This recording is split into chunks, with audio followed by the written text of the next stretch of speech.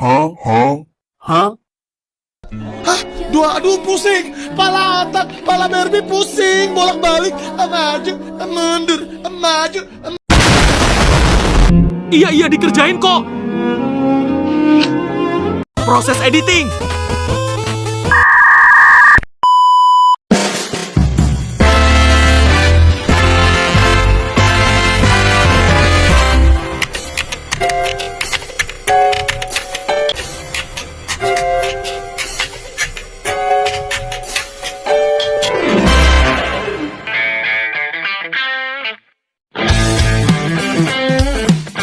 Hai teman-teman, Assalamualaikum warahmatullahi wabarakatuh. Perkenalkan, saya Nancy Rizky Saputri dengan NPM 2411211 032880.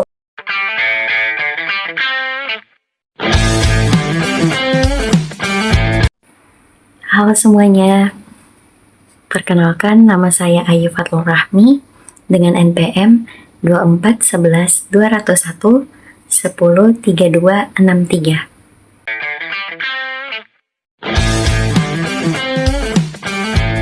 Halo, saya Jalwa Syifa Faryanda dengan NPM 2411211032870.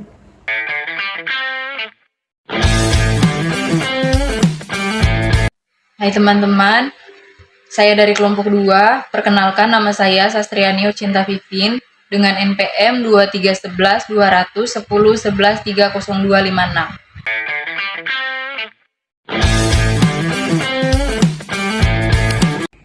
Halo, perkenalkan saya Aulia Rahma dengan NPM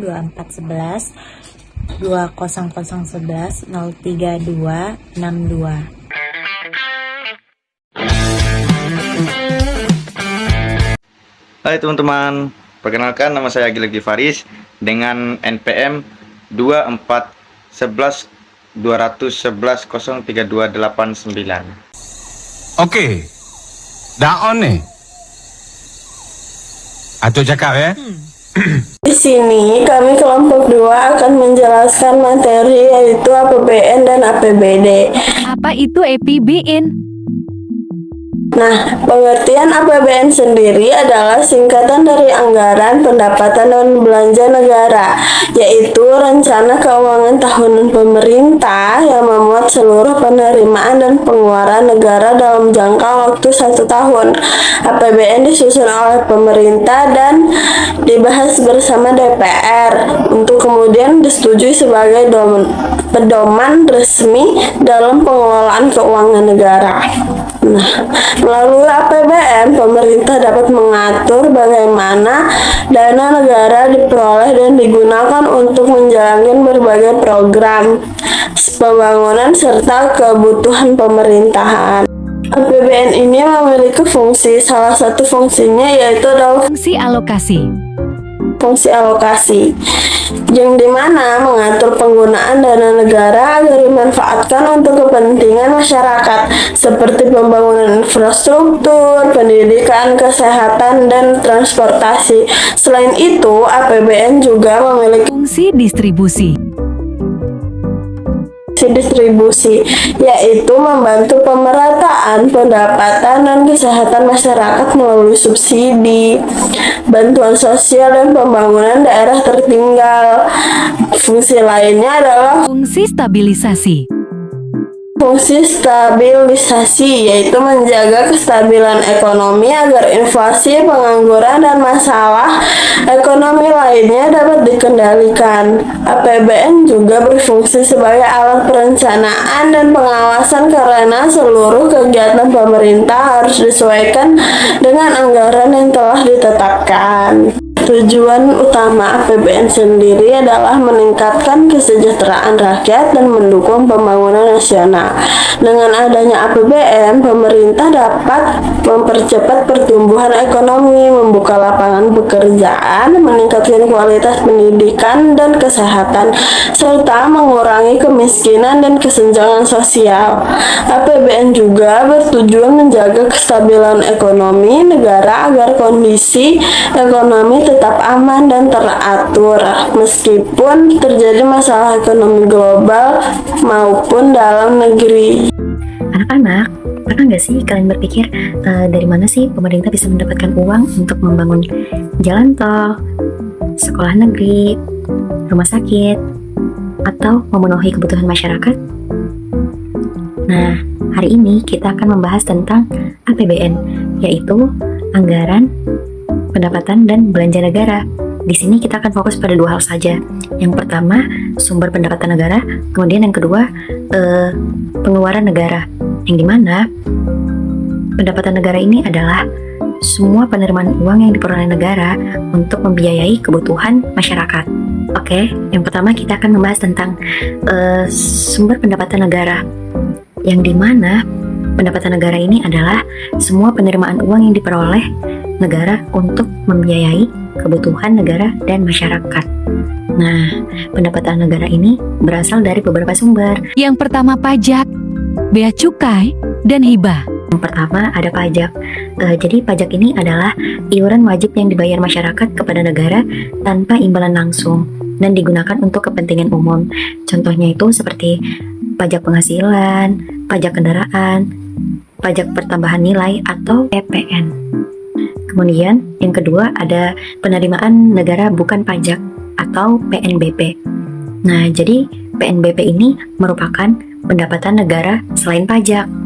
Contohnya itu seperti berasal dari hasil sumber daya alam, kemudian seperti minyak bumi, gas alam, dan batu bara, serta biaya pembuatan paspor atau SIM. Dan yang ketiga di sini adalah hibah, yang dimana hibah ini merupakan bantuan yang diberikan dari pihak lain kepada negara dan ini tidak perlu dikembalikan.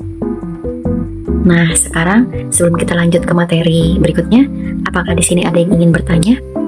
Apakah semua masyarakat wajib membayar pajak? Oke, jadi tidak semua masyarakat ya membayar jenis pajak yang sama, tergantung penghasilan atau barang yang dia gunakan. Nah, sekarang Ibu mau tanya, apa sih yang dimaksud dengan PNBP? PNBP adalah pendapatan negara selain dari pajak, Bu. Oke, benar sekali. Sekarang kita lanjut kepada materi pengeluaran negara, yang dimana pengeluaran negara ini adalah penggunaan uang negara untuk membiayai kebutuhan masyarakat dan jalannya pemerintahan. Jadi pengeluaran negara ini digunakan untuk beberapa hal, yaitu pembangunan jalan, sekolah, dan rumah sakit. Kemudian yang kedua, gaji pegawai negeri. Jadi itu berisi tentang pendidikan dan kesehatan, bantuan sosial bagi masyarakat, serta bertahan dan keamanan negara. Nah, jadi dapat kita simpulkan di sini bahwa APBN ini terdiri dari pendapatan pengeluaran negara. Nah, pendapatan negara ini berasal dari pajak, PNBP, dan hibah. Sedangkan pengeluaran negara itu digunakan untuk pembangunan dan pelayanan masyarakat. Nah, dengan adanya APBN ini, kebutuhan negara dan penggunaan ini dapat berjalan dengan baik. Oke, mungkin itu saja. Terima kasih. Pada kesempatan kali ini saya akan menjelaskan mengenai Apa itu APBD? APBD atau Anggaran Pendapatan dan Belanja Daerah. Jadi, APBD adalah rencana keuangan tahunan yang dibuat oleh pemerintah daerah untuk mengatur pendapatan dan pengeluaran daerah selama 1 tahun anggaran. APBD disusun oleh pemerintah daerah, kemudian dibahas dan disetujui bersama DPRD. Dengan adanya APBD, pemerintah daerah memiliki pedoman dalam mengelola keuangan daerah agar lebih teratur dan sesuai kebutuhan masyarakat. Pendapatan daerah dalam APBD itu berasal dari beberapa sumber seperti pajak daerah, retribusi daerah, hasil usaha milik daerah, serta bantuan dari pemerintah pusat. Semua pendapatan tersebut nantinya digunakan untuk membiayai berbagai kebutuhan daerah. Sedangkan pengeluaran daerah digunakan untuk pembangunan dan pelayanan masyarakat. Contohnya itu seperti pembangunan jalan, sekolah yang rusak, fasilitas rumah sakit, kemudian fasilitas umum, bantuan sosial, pelayanan kesehatan, hingga pembangunan ekonomi masyarakat. Jadi, APBD itu sangat berpengaruh dalam kemajuan suatu daerah dan kesejahteraan masyarakat. Selanjutnya, APBD itu memiliki fungsi yang sangat penting. Yang pertama itu sebagai alat perencanaan pembangunan daerah, sehingga pemerintah dapat menentukan program-program yang akan dilaksanakan dalam 1 tahun. Fungsi kedua yaitu sebagai pemerataan pendapatan anggaran. pembangunan tidak hanya berpusat di suatu wilayah saja. Selain itu, APBD itu berfungsi juga menjaga kestabilan ekonomi di daerah supaya kondisi ekonominya itu tetap berjalan dengan baik. Tujuan utama APBD itu untuk meningkatkan pelayanan publik dan kesejahteraan masyarakat. Dengan adanya APBD, pemerintah daerah itu dapat menyediakan fasilitas dan pelayanan yang lebih baik untuk masyarakat ke depannya. Misalnya itu perbaikan infrastruktur, meningkatkan kualitas pendidikan, dan memberikan pelayanan kesehatan yang lebih maksimal dan baik lagi. Jadi, kita dapat simpulkan bahwa APBD itu memiliki peran yang sangat penting dalam pembangunan daerah. Melalui APBD itu, pemerintah dapat menjaga program-program yang bermanfaat bagi masyarakat serta meningkatkan kualitas masyarakat di daerah tersebut. Baik, sekian itu saja. Terima kasih. Saya akan menjelaskan sumber dan pengeluaran APBD. Yang pertama itu sumber pendapatan dari APBD. APBD didanai dari 3 kelompok besar. 1. Pendapatan asli daerah atau PAD.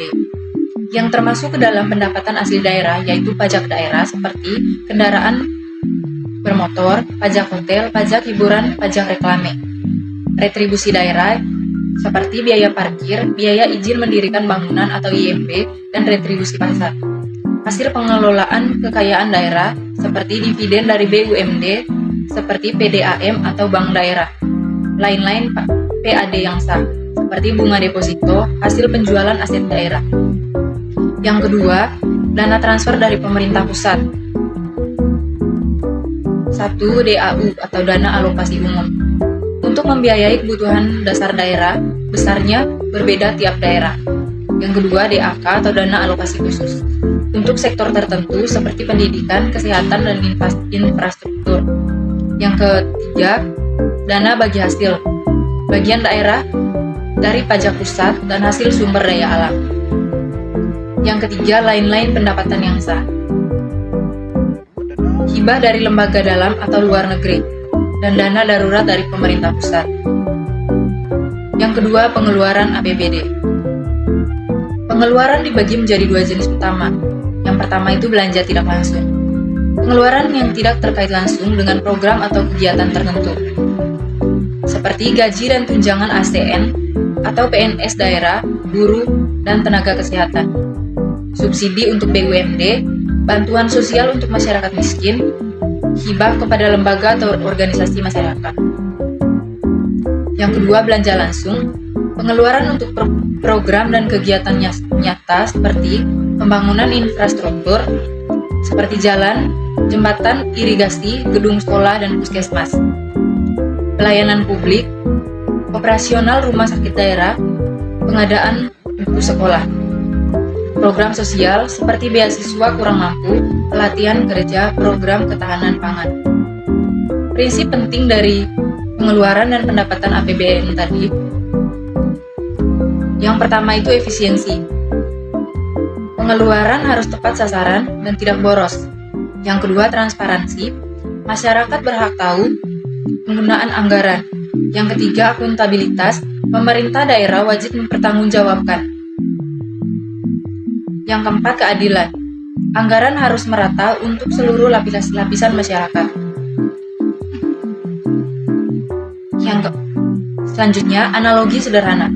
APBD ibarat keuangan rumah tangga daerah. Pendapatan adalah gaji penghasilan lain, sedangkan pengeluaran adalah biaya makan, listrik, dan tabungan. Jika pengeluaran lebih besar dari pendapatan, terjadi defisit. Daerah harus mencari pinjaman atau efisiensi anggaran. Saya ingin menjelaskan perbedaan APBN dan APBD. APBN adalah anggaran pendapatan skala besar atau nasional, sementara APBD adalah anggaran berskala regional di tingkat provinsi, kabupaten, atau kota, dan disahkan oleh DPRD.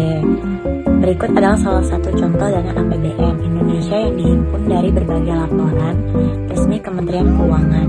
1. MBG, program di sektor pangan dan gizi anak. 2. Infrastruktur dasar untuk bendungan atau irigasi dan untuk rehabilitasi sekolah. 3. Pendukung pengambilan tunjangan profesi guru atau dosen, serta KIP kuliah untuk mahasiswa di Indonesia. APBN juga mengalir untuk proyek fisik yang memperlancar konektivitas jalan tol, pembangunan infrastruktur yang lebih baik. Contoh alokasi APBD yang bersentuhan langsung dengan masyarakat sebagai berikut. 1. Kesehatan dengan fasilitas BPJS dan perbaikan sarana puskesmas serta infrastruktur, seperti fokus pada rehabilitasi ruang kelas dan pemerataan akses di seluruh wilayah kabupaten daerah. Perbaikan contoh APBD yang bersentuhan langsung dengan masyarakat atau program dan pengeluaran pemerintah daerah yang manfaatnya bisa dirasakan sehari oleh warga, yaitu perbaikan jalan dan jembatan, pembangunan sekolah dasar, layanan kesehatan puskesmas dan rumah sakit daerah, bantuan sosial masyarakat, pengelolaan sampah dan kebersihan kota, penyediaan air bersih dan sanitasi, transportasi umum, program UMKM dan pelatihan kerja.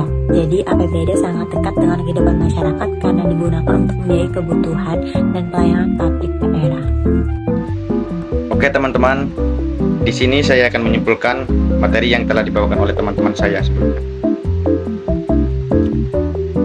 APBN dan APBD.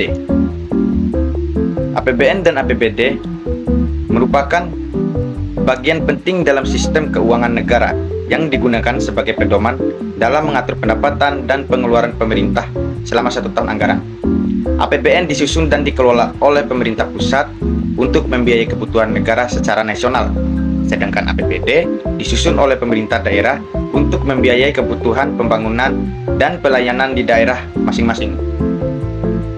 Keduanya memiliki tujuan yang sama, yaitu meningkatkan kesejahteraan masyarakat dan mendukung kemajuan pembangunan.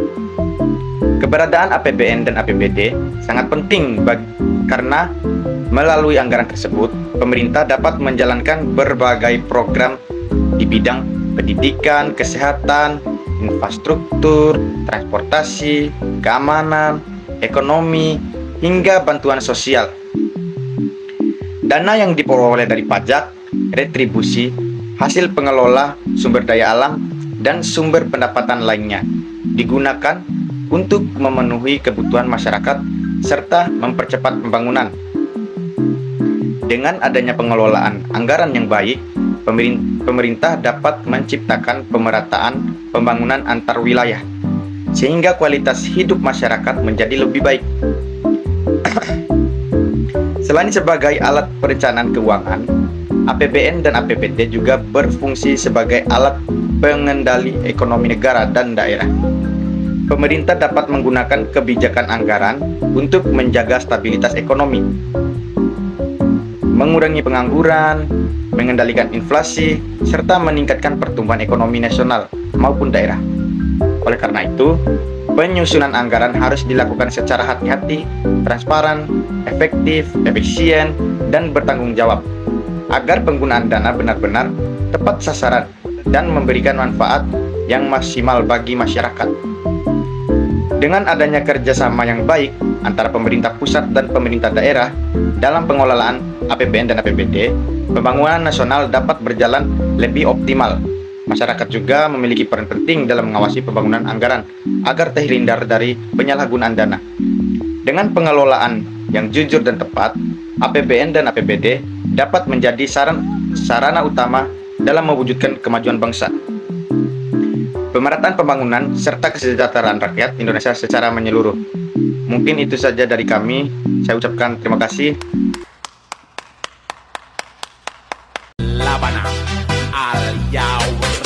Kepala desa jual lahan. Di tanahnya ada kaktus. Maaf jika ada kesalahan. Berikanlah kami nilai 100.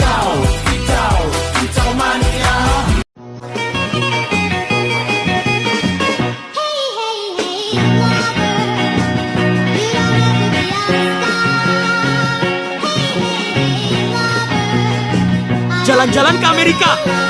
Pulangnya beli good time. Terima kasih atas perhatian Anda. And see you next time.